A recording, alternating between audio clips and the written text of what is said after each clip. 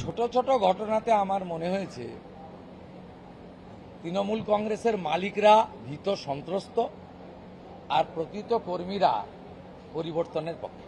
Exit pole সবসময় মেলে তাও নয়, আবার অনেক সময় মেলে। ভবানীপুরে অনেক তৃণমূলের লোক আমার টাচে ছিলেন। এই ছোট ছোট ঘটনাতে আমার মনে হয়েছে তৃণমূল কংগ্রেসের মালিকরা ভীত সন্ত্রস্ত আর প্রকৃত কর্মীরা পরিবর্তনের পক্ষে।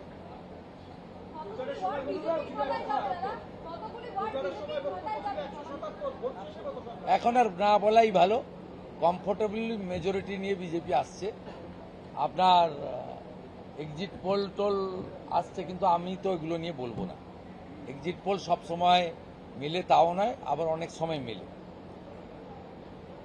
লোকসভা নির্বাচনে যে কাণ্ডটা তৃণমূল করেছে সেই কাণ্ড থেকে শিক্ষা নিয়ে যা যা 2 নম্বরই ওদের করতে পারে, ক্যামেরা বন্ধ করা থেকে শুরু করে মৃত ফেক ভোটারের ডুপ্লিকেট ভোটার, 8 দফার সুযোগ নিয়ে বাইরে থেকে লোক এনে ফেলা, কোনোটাই করতে পারেনি।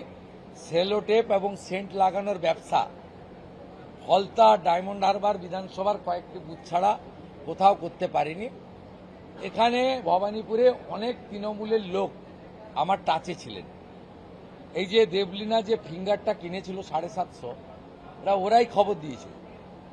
আবার দেবলীনা আমাদের লোকের কাছে স্বীকার করে বলেছে না, আমি এটা ব্যবহার করব না, ভুল হয়ে গেছে।